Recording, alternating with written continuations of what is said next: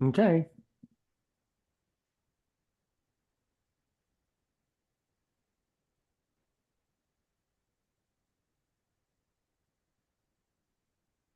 All right then. So here we go, starting the recording in three and two and one. Welcome or welcome back, everyone, to another exciting episode of Aaron's Opinion, the podcast for blind people where we speak about critical issues in the blindness community and all other issues from across the universe and galaxy. This evening, we're joined by someone whom I actually know very little about, but our great friend in the audience here, Aaron Kolonowski, has told me that Tia Michelle Cheek would like to get involved in podcasting, and she has a story to share anyway. So, you know how I start every interview. Who is Tia Michelle Cheek? You may share your story over the next hour, and I will interject as I need to. Go ahead. Okay, thank you so much, Aaron. Good evening, everybody. It's so nice to meet you all. My name is Tia Cheek, and I recently graduated from Grand Canyon University back in October in Christian Studies, and the real reason why I want to go into like podcasting is because so I can like reach out to people, that are in need, like they have like mental issues or disabilities or any other idea. And it's important to build like community, within not only with the world, but to have like community within from a religious perspective, because with the churches, like they are communities to a certain extent, but they don't reach out and be welcoming to like everybody, with people with disabilities or people that are like let's just say, like that are disabled, or people that are like like the sexualities or something like that, or more like women or minorities. I'm trying to fill that gap up, so I can be like a missionary to reach people through podcasting and the internet and stuff, and let them know that you're not alone. You're not alone with nothing. And it came from a story, because after my grandmother died about almost 7 years ago, um God showed me a vision about helping people, and it was like the most unique vision I ever had in my life. And even though I came from a Christian family background, we all go to church and we read the Bible and that jazz. um we're always called like to help people and to make them feel welcome and let them hear a positive message, to make them know that everything is okay. You're welcome. You're loved. And it shows that, you know, as me as a disabled person, I have autism and a mood disorder and stuff like that. I know what it's like, to not be welcomed, especially in a church. But it's so important for people to know that people with disabilities are people too, and we should all love them and respect them and make them know that we're somebody too. And it's very important to know about, why like disabilities and reaching out to people, let them know they're welcome, is very important in my life. Because as a person that has a great heart, I believe in like giving back to the community and stuff like that. And the issue that we're facing with in the world is like feeling welcomed and that stuff. And it's important for everybody to know that, like, even though having a good heart is perfect, you still have to understand people. That's why podcasting is for me and stuff, because I want to use my voice and my message and my mission to help people, and to help people know that they're welcomed. And it's so important to understand that, the world is already in a mess, sadly, with all this stuff that's going on, and it shows that how powerful a voice can be in society. Like standing up, like for like for civil rights, for an example. It's important to bring change to civil rights with stuff that's going on and stuff, and it's so important, you know, to learn my story because I'm from like a disabled background, and oftentimes, I don't feel welcome in certain areas, but I didn't let it stop me, and it's so like understanding as a person, especially a woman of color, have have a lot of understanding about not only about people, but listening to a person's voice to know what they're coming from and how they feel. And excuse me, and to have like understanding about the world and trying to reach the world to make a world a better place. And as my story comes, like I came from a family that gives back and to understand about hope and stuff like that. And it has like great meaning to me as a person to have a respectful mission and to always reach people through the voice. And who knows, we may like change some lives someday as an important cause to have like love for people and to understand the mission and stuff like that. And that's my story, as my life story is to help people, and that shows that understand about, reach out and show love and listen. Aaron. Yeah. I love your story. I love your personality. I'm gonna tell you the truth, Tia Michelle Cheek. When you first came up to me on Messenger, I'm gonna be because I can tell that you love it when people are really honest and speak from their heart. And I'm gonna speak from my heart and tell you, you know what, Tia? I actually wasn't sure that when you came up to me on Messenger at first, I wasn't sure if you had a story or not. I wasn't sure if you, quite frankly, would be. I wasn't sure what type of guest you would be on Aaron's Opinion or not. But then I heard your story and I realized I made another great choice. I made another incredible, incredible friend and another incredible guest here in the Aaron's Opinion family.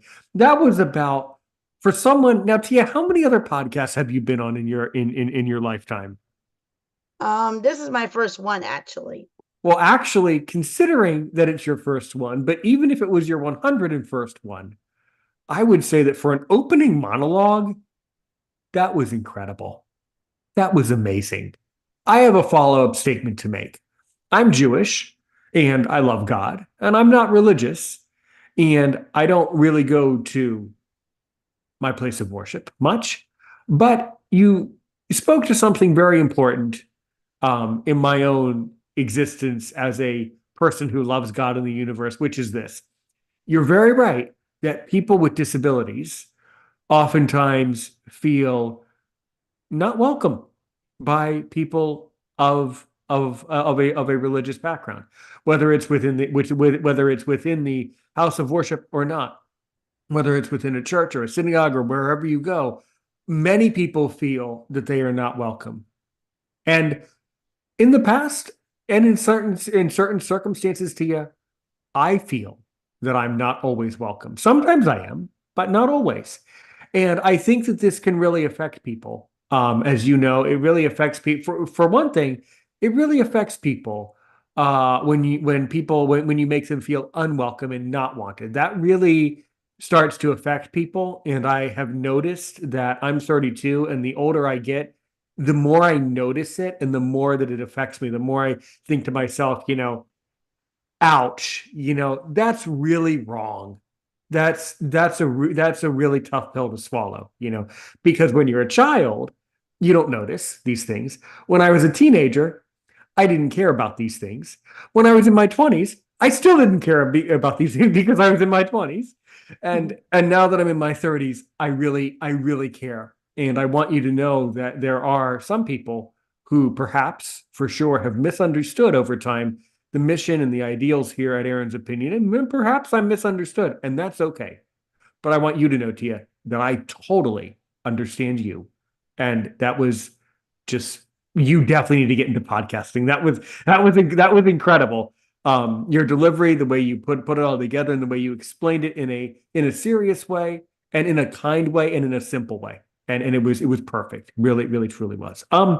So the other really interesting fact that I'm gonna really get under your skin and really unfold. So tell me, apart from your love for God, um, why do you love Christianity so much? Well, the reason why I love Christianity is, mostly it's the history part of it and the moral part of it because as like a person who loves history a Me lot, too. Me too, by the way. I just love the historical part of history Christianity, especially within like the Old Testament, the New Hmm. Testament. It talks Hmm. about, how the world changed over time through the testaments and stuff like that. And Yeah. as a moral person, it shows that, it's important to follow the teachings of Jesus, like love your neighbor and feed the hungry or shelter the neighbor and stuff like that, which some Christians unfortunately don't do. And it's important to know that the moral values of the Bible really applies to me because I always show them in everyday life. As like a person, if you need help or something like that or advice, I'm there for you, and let them know that I'm with you, and God's with you, and let them know that you always have a connection, with anybody, that's a Christian, and do not be that won't hurt them or anything. And that's why I love like Christianity so much because of the Uh-huh. moral parts of it and the history part, because it always inspires me, as I read the Bible sometimes and do research. It always like entice me to have that feeling about if I've been living in that time, what I'll be doing. So that's why. That's another great answer. Yeah, and I agree with that answer. Yeah. I definitely love to take a look sometimes at the Bible from both a theological perspective and a historic perspective. I'm sure you can predict and anticipate my next question, which is this. So you know a lot about morality and the true definition of right and wrong, what it truly means from a philosophical perspective, social perspective, legal perspective, theological perspective, right? Spiritual, all those things. So, how are you going to create a podcast that where you are basically a Christian missionary podcaster who helps people with disabilities and other minorities? How are you going to develop your flavor, your audio flavor, and still maintain morality, and what morals are you going to implant into the listener's ear to make your podcast moral for people of religion, but also to make it a podcast where everybody else who's not religious also loves what you do? What do you really think? That's a great question, Aaron. To me personally, like the taste of the audio and stuff, I would show that, as like having like a general conversation, with people. I know some people are not going to be religious and stuff, and that's okay. They're still welcome. Like I would just show them the motivational part of it, and to know that, you know, even though a person's not religious, they still need motivation in their life, and to understand that hope is still alive, and it's so important to know that that, even though a person is not religious and stuff and still keep it mortal, it's important to show not only motivation, but to show understanding and hope, and tell them that you've been in their shoes and you know where they're coming from, and to have understanding about, about life in general. And sometimes you have to have a little life lessons in there, about what they want, what they should do, and understand about right and wrong in a non-religious perspective. Like for an example, if a person, was gossiping about a best friend and stuff like that, tell them, don't gossip about anybody until you have all the facts. Always listens first and then say something. And if I know it's nothing not true, then always, know that, like, be careful what you say, and always know that, from a religious and a philosophical and the legal perspective, always know that, like they say, if you do bad or something like that, you pay the price. But if you do good and stuff like that, you'll always elevate regardless. And it's always good to have like a changing point from a personal perspective, as showing them that, always good to think about others and to think about your well-being and stuff, and always remember that it's always good to do good things in order to have makes you a better person. Than do bad things, then makes you like the worst case since the worst case since bad potato chips. And have like understanding about why you need to be such a good person. And we all make mistakes, and that's okay. Always learn from your mistakes, and to have understanding about how to build to be a better person, and to have a strong life for others.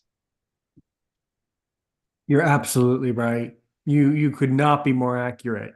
So what I guess when you structure your podcast though, let's dig into the podcast end of it. So what do you want to know about the art form of podcasting? Because I'm sure you have questions about it, right? What do you want to know? Right. Well, the question of it is, like how did it shape your podcast, to make it more interesting? Like, do I need to do something like appealing, like music wise or topic wise? I mean, Well, um, quite I'm just trying, like, quite frankly, I think your gift and your ability that you have demonstrated so far to be able to talk to people and communicate, I think that's very appealing. So it's the your personality part is appealing. That's the appealing part. Um, I mean, as far as music goes, there are, I mean, that would come up later on, as you work through it and as you decide, what you want to include or not include. But yeah, I mean, I would say that yes, music's important, but mostly it's how much you show the audience that you care. And that's something that people really notice this both on a subconscious level and on a conscious level. So right. you have to show people how much you care. And I guess I would counteract that question by saying, so would you do solo episodes where you just talk about important topics that you want to get off your chest, or would you interview people, or would you do kind of a mixed bag of both? Well, that's a good question, Aaron. I would try like to do a mixture of both, because it's important to learn about the solo episodes first, about what's going on in the world and what people need to do about, their well-being and they're like understanding about what's going on and stuff. And interviewing people is also a good thing too, but I usually do that like later on in the series, like in the podcast and stuff, because a lot of times when you get people to interview, they sometimes have busy schedules, and you have to be mindful of their schedules so they can go on there and see what they have to say, like mentally or spiritually or something like that. But it's good to have like a mixed bag um of stuff, just to have understanding about, what the other person is saying and their opinions, or understanding their story and stuff. So I think a mixed bag is the way to go, as it comes to podcasts, so everybody will have a voice and a chance. Yeah, yeah. I think you're onto something. I think that if you mix it up with some solo episodes, you could do different topics on different days of the week too. That's a common one. But yeah, I mean, if you mix it up well, that would be a very good mix for the listener, and they would definitely enjoy that. So yeah, definitely. Yeah. Um, so what are some, I mean, if you were to start doing a solo podcast and record some solo episodes, so what are some episodes that you think you would definitely get going with first? I mean, what are some solo topics that you would really want to talk about? Well, what I really want to talk about is disability in the church, is because that's the most important topic like ever, because I learned it from like a personal manner about my experience with the church and stuff, and not being welcome in that sense, and the church need to do more and building up community with disabled people, to let them know that not only they got talent, but they have a right to worship too, because a lot of them are are good are good people, and they just want a fair chance in life. And another topic I'll be talking about is the well-being of a Christian. It's because, unfortunately, as a Christian person, from my perspective, and unreligious people too, they often feel like mentally or emotionally drained or spiritually drained from all that's going on, feel like giving up and stuff like that. And unfortunately, a lot of people don't talk about that because they think it's like non-existent and stuff like that. But I agree, like I think it should be talked about, because everybody can get mentally or emotionally and spiritually drained and stressed, and it's important to set boundaries and stuff about it, so that they can apply that to their real lives, so they can have like responsibility, and to tell them about mental health, and not only in their place of worship but in their communities as well. You're very right. You're very right. So let's break down this whole notion of, spirit being feeling like we're spiritually drained. I think we all feel that way sometimes. So how does that really work? And what's your philosophical theory about the purpose of that? Because certainly that emotion has purpose if we've all felt it. So what is the purpose of us feeling so spiritually drained, and what is the lesson there? And then what can we do about it? What do you think? Absolutely. Um, my philosophy of it, like when I meant by spiritually drained, that means like, I'm a Christian, I read the Bible, I go to church, I'm just I'm spiritually drained from God and stuff. And I understand people go through that a lot of times, and the purpose is that, you know, sometimes we can do too much, going to church and stuff like that. And a lot of times, it's best just to take a breather and set boundaries and stuff, and always know that when you're spiritually drained, like that means you're draining from doing, like, spiritually, and not only have a strong connection with God, but your growth, your spiritual growth. And way to do it is always meditate first before you read the Bible. Always, always not only study the Bible, but comprehend it, and always take a breather after you read the Bible. Everything's all right. I did my best. And always not only set boundaries, when it comes like going to church and stuff, always set like a schedule and stuff like that, and always take a breather, and always understand that, as a Christian, you can't do anything. We're not superwoman or nothing like that. Always take a break for yourself and care about yourself and your well-being, as well as reaching out to the community as well. Always set boundaries to help yourself. Yeah, yeah. That's really good advice for anyone that we all need to set boundaries, and we all need to learn how to say how we all need to learn how to say the word no. And that sometimes in life, no really means no and yes really means yes. And I personally have learned that lesson in many cases in my life. I've learned it and I've understood it, and that the word no really means no. And the word yes really means yes. But unfortunately, there are many young people who don't know the difference between those two words. And I think philosophically, that is a terrifically severe problem, a huge, huge problem in the community. That they have these people now who go around thinking that they just have to get their way about everything. And these people are people that are going to have a very difficult time when they discover that they're alone in life and not able to do things. It's going to be very hard for them. So, yeah. Mm-hmm. Exactly. Yeah, yeah.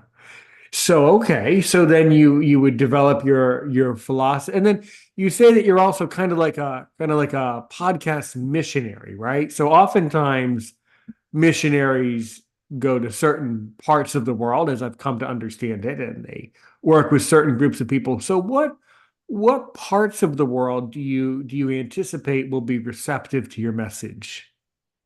Well, mostly, which parts of the world? Usually, I would focus more on like the Hmm. A- African and the Asian part of the world, and sometimes the Americans also as well, because mostly in the African part and the Asian part, they often don't understand about like mental health in the churches, because they often think, everything's okay as long as you got religion and stuff like that, which is a good thing. But sometimes you have to set boundaries and stuff in order to have that spiritual strength and stability. Because unfortunately, that's why a lot of young people and stuff like that are leaving the church, because they're like emotionally drained and the church is not helping them set boundaries in order to strengthen them spiritually, as a Christian. And it's also important for them to know about why that boundaries and your self-care as a Christian is important. Because when you keep on saying yes, yes, yes to the church, like, you can commit to the church all you want to, but sometimes take a step back and focus on making yourself okay in order so you can help others and to strengthen not only your community but strengthen yourself as a Christian. Yeah, that's a really excellent point and a really good answer. And I'm glad that you realize that certain regions of the world, the continent of Africa and the continent of Asia, typically have a very complex problem, which is that you have people that either seem to be very religious or not religious at all. And this can be quite a complex thing to figure out. Some people in this part of the world, in the continents of Africa and Asia, some of them are very religious people, and other times they practice their own religion, which is great, or other times they don't know anything about religion at all. But either way, they would still need some support, I feel, and some guidance, I also feel, in really understanding how we as American people understand God and religion, right? Right. Because the way that it's understood in other parts of the world, and even when you look at the way people with disabilities are treated on the continent of Africa or in the continent of Asia, surely there's a spectrum. It varies from country to country, but soon you will be added to my private WhatsApp group, and you will get to speak to all of the guests who are in there from over the past years. And many of them are from the continent of Africa, specifically the country of South Africa, many of them. And they will tell you that their life is very difficult, and that many people in this part of the world have tremendous difficulty in many different ways. So it is a very interesting notion for sure. Yeah. So you say that people need to set boundaries. So I guess what boundaries do there need to be when you enter a church? Absolutely. Sometimes with boundaries and stuff, it's so important, like for people like to meditate on God, of course. But the boundaries to me are just like more like just like to not only take a breather, but to have like community support when it comes to like the pastor and everybody else in there, is to have support. Like if a person going through like a tough time and stuff like that, they need to like, to step up to the plate and help them. And with a boundary part, it's best to set boundaries, like you say, saying no and stuff like that. And sometimes with boundaries, it's important to let people, like let them focus on their spiritual growth and let them, take a step back and let them know and let the boundaries, like not only just to say no, but to have like spiritual growth groups, like backing away from like a bigger crowd and stuff. If they're not very comfortable, they can just learn the Bible from home, or just, have a quiet time with the Lord or something like that. And it's also good, as a Christian in the church, it's important for the pastor or anybody in leadership or anybody in the church to take a breather as well, and always focus on yourself, like saying no, or have like a alone time, with Jesus, and to find out, what do I need to do, like listen to music or stuff like that, in order to keep them calm, so it won't be turned to like a emotional, problem with the church, but the church Right. will not only be healthy but stable. Yeah, yeah, you really get it. You really seem to understand that for someone to really feel comfortable in a house of worship, they really have to have a non-toxic relationship with the house of worship itself. You really Right. have to have a healthy relationship. And this is, I quite frankly, I'm being way too honest when I tell you that I feel that in my own faith, as I said, I have to feel and tell you that I have been around some people in my faith who were toxic people. And now I do say no. And now I'm glad. And now people come to me and they say, Aaron, why are you so mean and hateful all the time? And I say, I'm not. I'm just not going to be toxic. And that I can also tell you that my patience for society is quite limited. My hope, if you want to talk to someone who's hopeful, don't talk to me because I'm not at all, I don't have much hope in some respectful regards. I have a lot of hope for you, and I can just tell by the way that you're carrying yourself, you're going to be fine, Tia. You're going to be fine as a podcast missionary, no problem. But I am deeply concerned about some people in our society today that are truly problematic and truly toxic people. And the other confusing thing about toxic people, which is very interesting, it's a very interesting philosophical thing to kind of mull over and digest, is I always wonder in my heart, is this person truly intentionally being as toxic as they are? Or did God just make that baby toxic when it came out? Did it just come out toxic? That's a toxic one. You just gotta wonder sometimes with these people, sometimes people, who have like personality issues or narcissism or all these. Why do I bring it up? Because I know a narcissist and I've dealt with narcissists in my own life. Um, I'm an expert about that one. But what do you suppose? Like, what is truly the purpose for there to be a society with all these toxic and narcissistic people? What do you really think? Well, unfortunately, like with the toxic people, maybe they're just born like that, or maybe they may go through a tough time. And sometimes a lot of people are just born that way because unfortunately they don't have a heart, and they just don't care. But sometimes, people just have to look over their flaws, and sometimes like my mom always say, if you want to deal with people that are toxic and stuff, then you ain't got to deal with them at all. You can just let people let people go on their very way. Like I said, I'm a free will person. If they want to listen to the message and stuff, and that's fine. But if they don't, they can just go about their business. And I hope they find hope somewhere else. And Yeah. sometimes you just have to ignore them, because who knows, if they are like that in the beginning, then they ain't gonna change now. I mean, if they change, the only time a toxic person will change is if they get a reality check. Then that's the only time a toxic person will change. If something like happened in their life or something like that, then that's when they get a reality check, and that's unfortunate.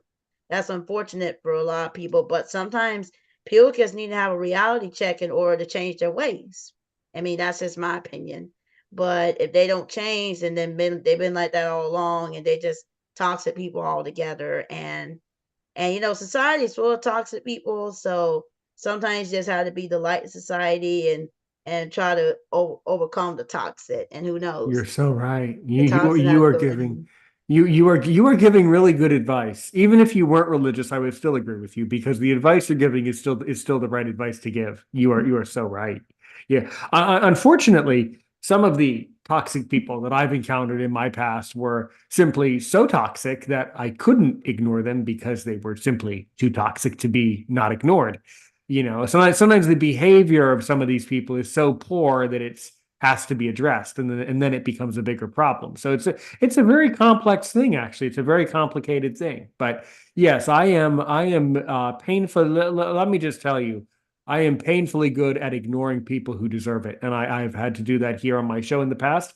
It doesn't happen often, and it's certainly not happening with Tia. But I will ignore people to whom I feel need to be ignored. But luckily, it doesn't happen much. You will find in the podcast space. Sure, you'll get your characters every once in a while, but most people who are here because they care and are here because they are actually good people. Yeah, definitely. That is definitely how how this works. Yeah. So okay.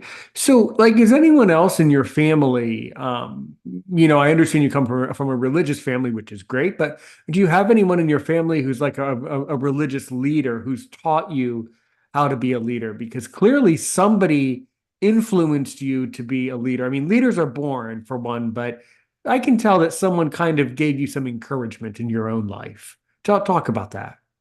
Of course. You know, like even though I came from a family of like one or two pastors, the one who really gave me more inspiration the most is my grandmother, and my own pastor, which is his name is Reverend Burnett, and he often give me encouragement on how to be a leader and stuff, and always overcome the toxic and stuff like that. And he always put that in me, and still in me, that the world needs the light and not the darkness. And it's always, and he also tell me that you know people are going to be who they are, and it's up to them if they want to change themselves. Always reach out to the people that wants to be helped, that wants to change. And it's very, and like he said, it's very good to have understanding with people, because as a leader, that's so important of being a leader. Like my former pastor said, always have the strength to lift them up. Don't always criticize them so much. Lift them up. Like my former pastor say, as a part of a church, always have a voice for them. Always. Because if you don't have a voice for them, then they're lost. And that's why I inspire my former pastor, Reverend Burnett, every day, because he always give me advice on how to do well and to have a voice for people. Always stand up for everything that you believe in.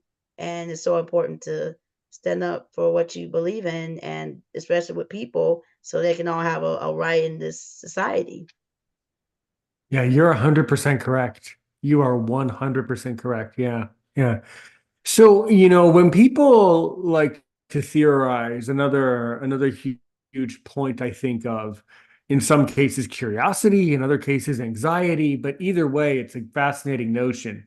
So what do you think is to come, in end times? Oftentimes someone else asked me this question and I gave an answer, but I want your answer first. Hmm. When Messiah eventually comes, whatever that is, how will we know, when the end times are the current times? Well, how that's going to play out is, it varies from each religion, but from my perspective, is things are going to get really, really bad. Like I don't mean to say it that way, but it's happening right now. But things are going to get really bad, that lawlessness are going to be out of control and wars are going to be happening, which there some are happening right now, but in the future when God comes back, it's going to be worse and worse until like everybody done like lost their mind and stuff, and that's when tribulation comes. And then when the Messiah like comes back, everybody is going to be happy and hopeful, but at the same time, it's going to be like anxiety and sadness and stuff like that. Is and I'm really going to be with Jesus, or I'm going to termination of the fire. And it's so important to know about like the signs of when Jesus is coming back, like things are getting bad and stuff like that, and the weather changed so much. Like right now, here it'll be 80 degrees on Friday in February. Whoever heard of that? And things will start not only getting bad, but things will start, people will start hating each other and violence and stuff like that. And that's when things start to get bad and bad and bad. And it will show that God is slowly coming back, and He gonna show all the people that are died in Christ and people that are not, then they're all gonna be judged. So yeah. Hmm. That's interesting. Yeah. I I can agree with that. I have a slightly different idea, but I definitely see what you're saying. Yeah, that's right. That's Yeah. right. Like that's just my opinion. That's the way I was taught. Like I was learning that, as a grown up, as I mean, excuse me, as a teenager. Sorry, I Hmm. learned about the end of times and stuff like that. And as I as I read like the Bible a little bit, it says like things are gonna start getting bad instead of getting better. Hmm. And because when things starting to get bad and stuff, Jesus is coming back as as fast as the speed of light. So Hmm. Hmm. Hmm. Right, right. Yeah, that is very interesting and very well said for sure. Yeah, definitely. Definitely. Uh, yeah. Let's see here. What other questions I would like, what other things I would like to ask you? Actually, you did such an amazing job that I want to say this. I want to say that I know that this episode would not have been possible without our other great Aaron buddy up there, Aaron Kalinowski.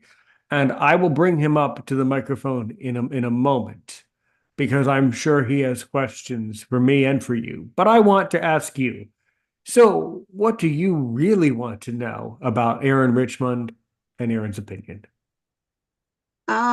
my question is, what inspires you to create like a podcast? Is it somebody inspire you to do it, or are you learning from your everyday life about having a voice for people, or what's your Well, what originally got me into this was back in 2020 at the height of the pandemic. I still am a teacher working online teaching, and I was using my voice the entire day. And I love to talk to people. I really do. I know that I don't always come across as someone who likes to talk. I'm quite abrupt, and I also consider myself to be on the autism spectrum very mildly. But I don't come across as the type of person that wants to talk to you right away.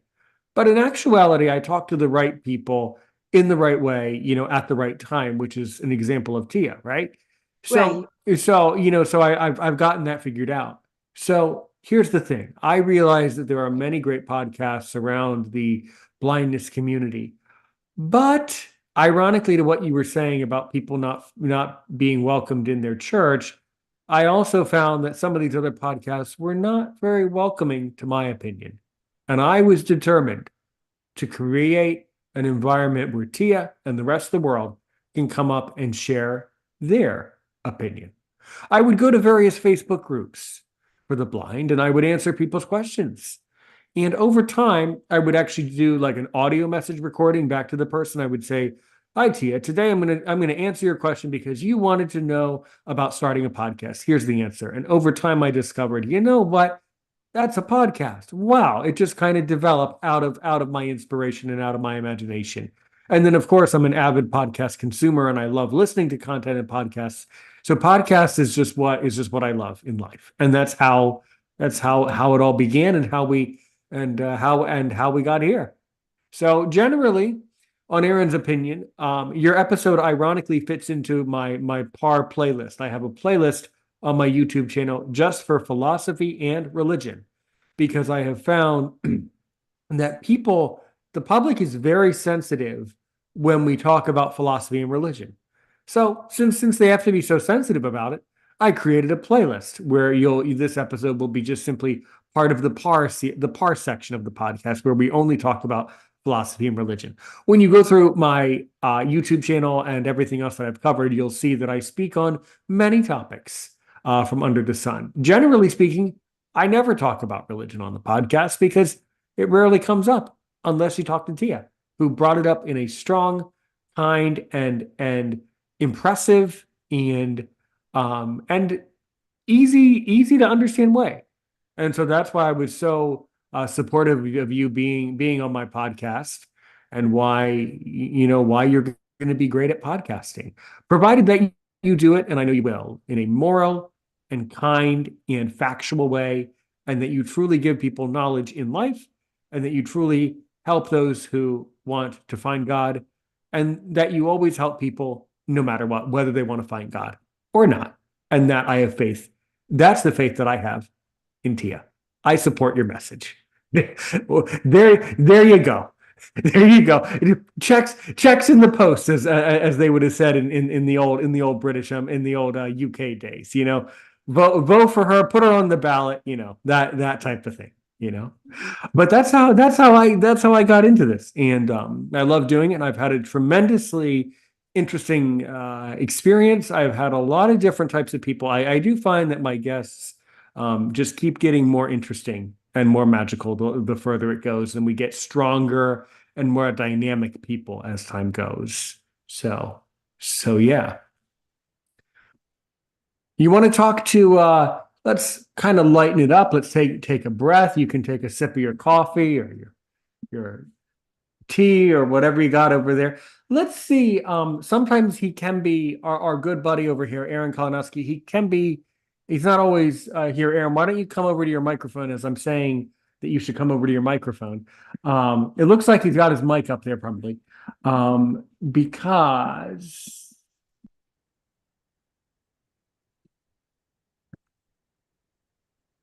all right. I just unmuted him. It takes it a second, Aaron, to come on, but when you can talk, talk. So, Aaron, how are Yeah, you? Yeah. I'm good. I'm good, Aaron. What about you? Yeah, well, thanks. So, okay, so there you go, man. So you said this Tia person, as you've heard, you said, "Hey, Aaron, you should come talk to Tia." And for one thing, thank you. She's Yeah. incredible. So now that you heard this whole like perspective on what she's really going to do, I'm sure you have questions. So, Aaron, what do you want to know about Tia and about her future podcast? I mean, I mean, in the long run, in the long run, you were saying with how your pastor inspired you, and with maybe with certain shows you've maybe seen, over time or whatever. Like, was there ever like any shows you've heard that just inspire you to go on further with your mission? Well, thank you for that question, Aaron, and that's a good question. there were like certain religious shows that inspired me to do my mission. Like, there was like a few, like a one preacher. I forget what his name was, but it was not, it's not Joel Osteen. It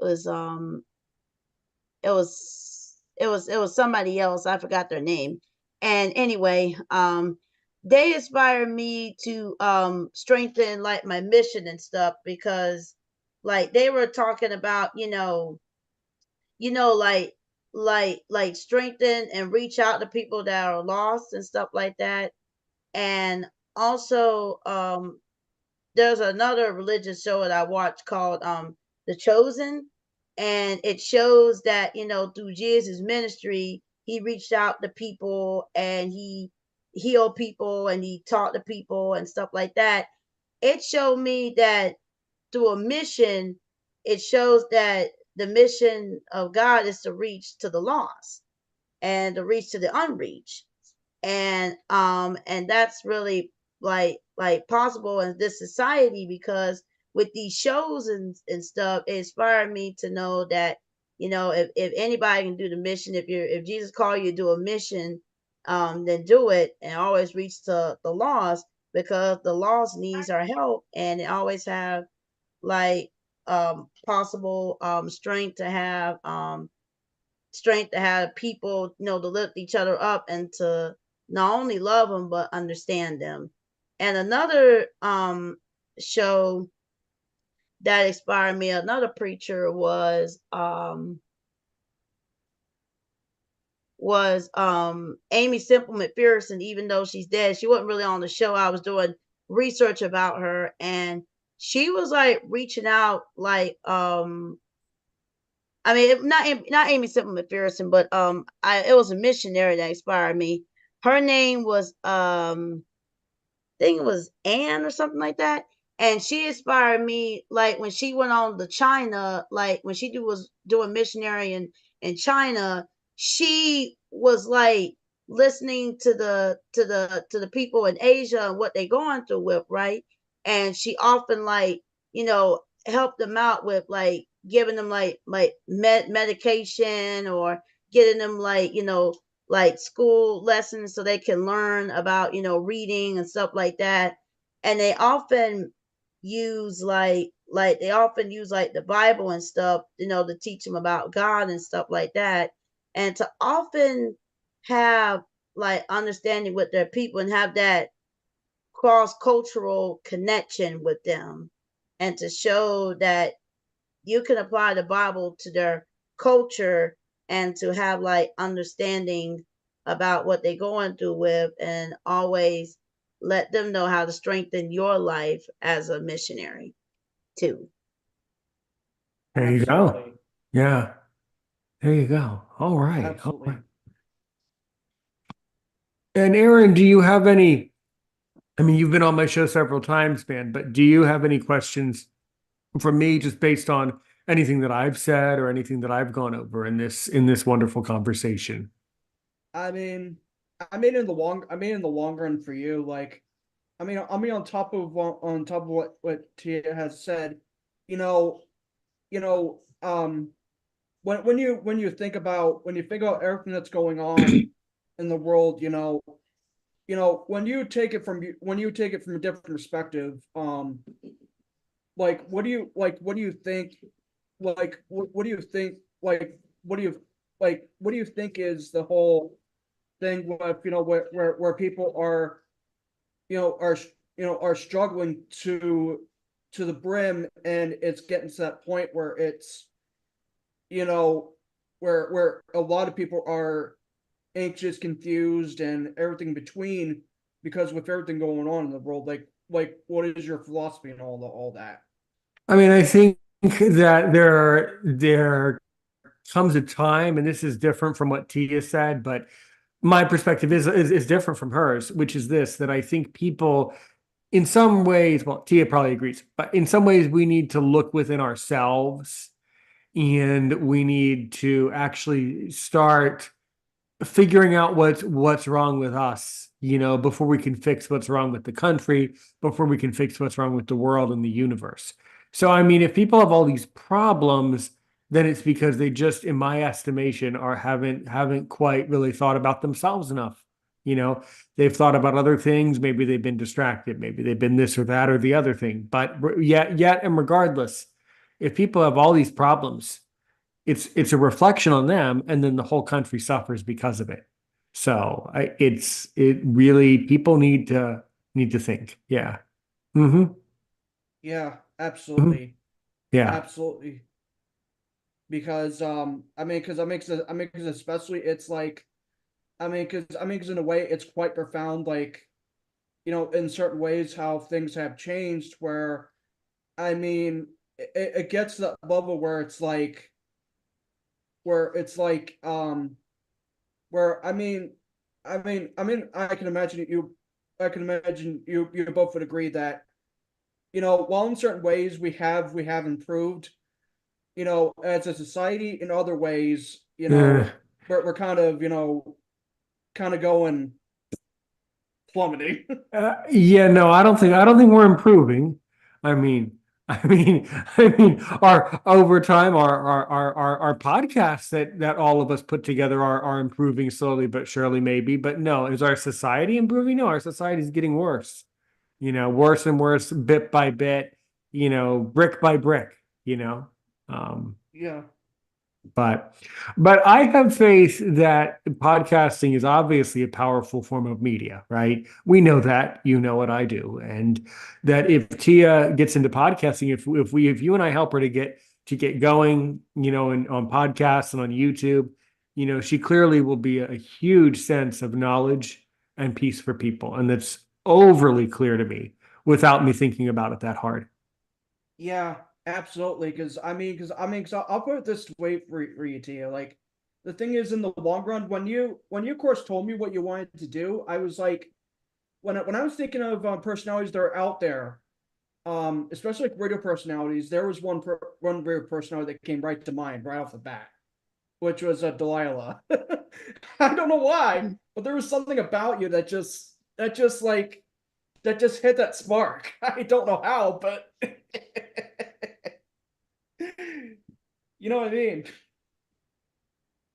Yeah, I know what you mean, cause I think the reason why you're inspired by Delilah, cause that Delilah's in the Bible, and also, Delilah, I heard of her before, cause she sound familiar. Like, I think I recognize her face. I think she was, like, on I forget what show that she was on, but, you know, she has a familiar face. Yeah. Yeah, and in the long run, like, when it comes to you with all the wisdom and advice and everything else that you have, and comes to realization of voice and everything, it's at that level where it's like when Dwight came to mind, I'm just like I saw a bit of her in you, which is crazy when you think about it. Yeah, you're right about that, Aaron. That's a little 100% actually. Yeah. What do you have to say about that, Aaron? Well, I'm not an expert on who Delilah is actually, which is very funny, but I don't follow that person, but I'm sure that your estimation is correct. I'll give you credit for it. I'll credit you for a correct answer there. So Tia, it has been an honor and a pleasure to have you on the show. Really has.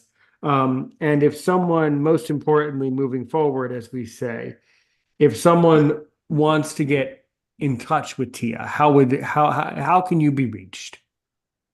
Um, how I'm gonna be reached is that I'm on Facebook, I'm on Twitter, I'm on Instagram, and TikTok. I don't use that much, but if they want to follow me like on the three main areas like Facebook, Twitter, Instagram, then hey, give me a hit, and who knows, I may become your friend one day and inspire you. Who know, who knows? Who knows? You might inspire other people to get into podcasting. All right. Absolutely. Well, Tia, Tia will be in touch very soon.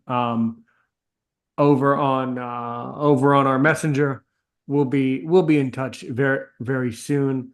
Um, actually, no, I didn't want to push that. I didn't want to push that button. There we are. So I just want to say thank you. I wish you all the best of luck in starting your podcast. And Aaron and I, we're definitely going to give you a lot of pointers, and we're definitely going to help you bit by bit, slowly but surely, to get yourself on the podcast map in the right way. So until then, Tia, we'll talk later in a few minutes. But until then, Tia, do you know how we end an episode here on Aaron's Opinion? I don't know how to. I don't know. I forgot. That's okay. That's okay, because this principle, actually, the expression is not is an interesting one, because it actually comes from the Bible.